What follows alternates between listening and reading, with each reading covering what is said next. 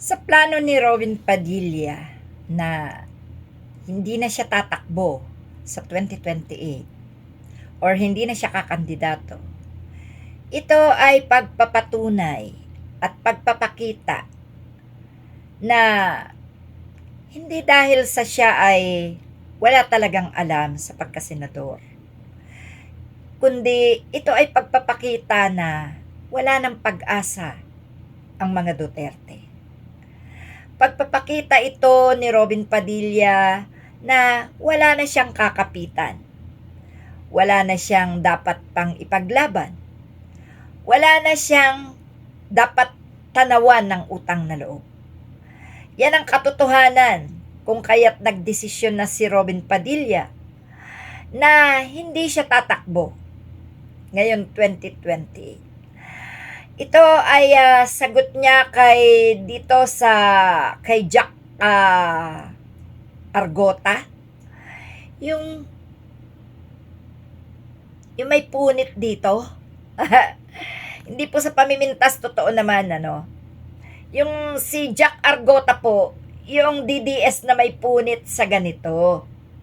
Siya po yung post ng mga pictures ng mga susuportahan niyang tatakbo sa 2028. At kasama po dyan si Robin Padilla. Subalit, sinabi ni Robin Padilla na salamat pero hindi na ako tatakbo sa 2028. Ito po ang desisyon ni Robin Padilla, ang isa sa magpapatunay na wala ng lakas ang mga Duterte. Ganun po talaga.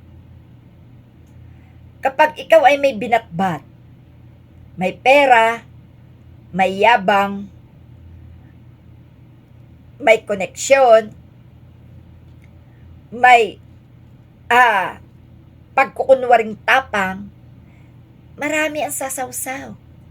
Marami ang makikiisa. Pero once na ikaw ay bumagsak na, isa-isa nang mawawala sa'yo ang mga dating kapit na kapit sa iyo.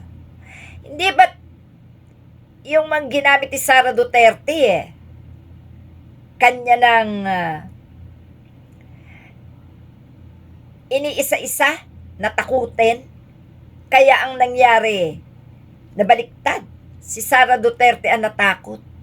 Kasi siya ngayon ang inilaglag. Akalain nyo, malamang na yung perang nananakaw niya sa gobyerno, ginagamit niya talagang pambayad yan doon sa mga taong mananakot, doon sa mga taong mga ipinakulong nila na iniisip nila na maglalaglag sa kanila, pero talagang marunong ang pagkakataon. Dahil kahit mga nakakulong, nagawa pa rin ilaglag si Sara Duterte. Kaya mga kapatid, tama ang desisyon ni Robin Padilla. Tama na nga, Robin. Huwag ka nang sumali sa politika. Maganda ang desisyon mo. Wise decision yan. Wala kang dapat tanawan ng utang na loob. Hindi ka madadamay sa lahat ng katarantaduhan mga Duterte. Wala kang sakit ng ulo, no? Wala nang magagalit sa'yo, no? Wala ka nang makakaaway. Manahimik ka na lang, utoy. Huwag ka nang mangarap. Huwag mo na pangarapin pa uli ang politika. Dahil sa nangyaring yan sa iyo, isang malaking aral yan sa mga taong nagpapagamit sa mga manggagamit. Okay? Salamat sa iyo at naliwanagan ka na. Thank you, Robin. Maganda yan, utoy. Pagpatuloy mo lang yan. At least, naranasan mo ang maging senador. Naranasan mo ang lahat ng panlalait. Nilunok mo na lang siguro. Pero hindi na mangyayari sa yan. Huwag ka na ulit tatakbo, kakandidato, uuupo sa gobyerno. Huwag na. Mag-artista ka na lang. Thank you. No? Kalimutan mo na rin ang mga Duterte. Walang idudulot sa yung maganda yan. Buti nga, konti lang yung mga ipinakita mong, sabi nga, mga DDS, bobo at tanga, di ba?